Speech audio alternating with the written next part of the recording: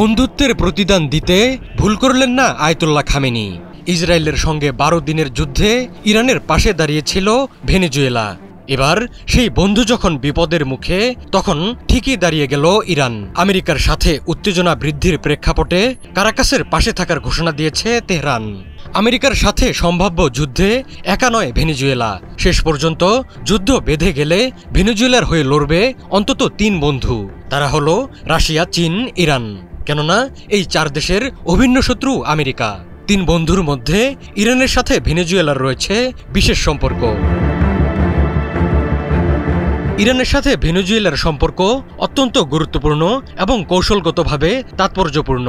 2 দেশের এই সম্পর্ক 50 বছরের পুরনো, যা 2000 সালের পর থেকে বিশেষভাবে শক্তিশালী হয়েছে।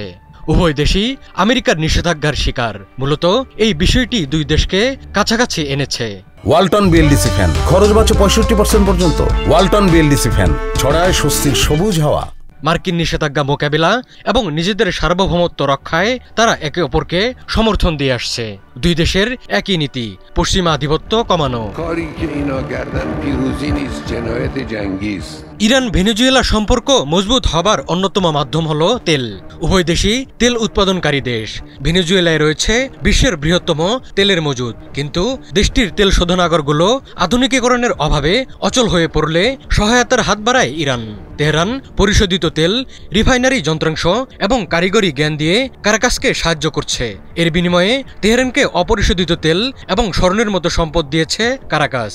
এই সহযোগিতা উভয় দেশকে মার্কিন চাপ মোকাবেলায় সাহায্য করেছে।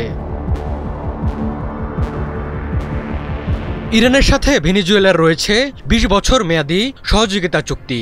2022 সালে ভেনেজুয়েলার প্রেসিডেন্ট নিকোলাস মাদুরোর ইরান সফরের সময় এই চুক্তি স্বাক্ষরিত হয়, যা 2 দেশের সম্পর্ককে কৌশলগত পর্যায়ে নিয়ে যায়।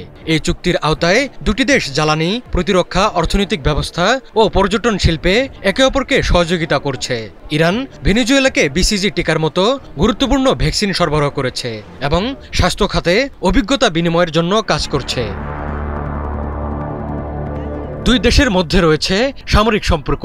ইরান ভেনেজুয়েলাকে ড্রোন প্রযুক্তি সরবরাহ ও উৎপাদনে সহায়তা করছে। 2012 সাল থেকেই ভেনেজুয়েলা ইরানের সহায়তায় ড্রোন তৈরি করছে। এই ড্রোনগুলো মূলত নজরদারি এবং সীমান্ত টহলের জন্য ব্যবহৃত হয়। পরবর্তীতে ইরান আরও উন্নত আক্রমণকারী ড্রোন সরবরাহ করেছে। ইরান ভেনেজুয়েলাকে বিভিন্ন ধরনের মিসাইল ব্যবস্থা সরবরাহ করেছে। আমেরিকা ভেনেজুয়েলার উপকূলে যুদ্ধজাহাজ মোতায়েন করায় বৃদ্ধি পেয়েছে উত্তেজনা।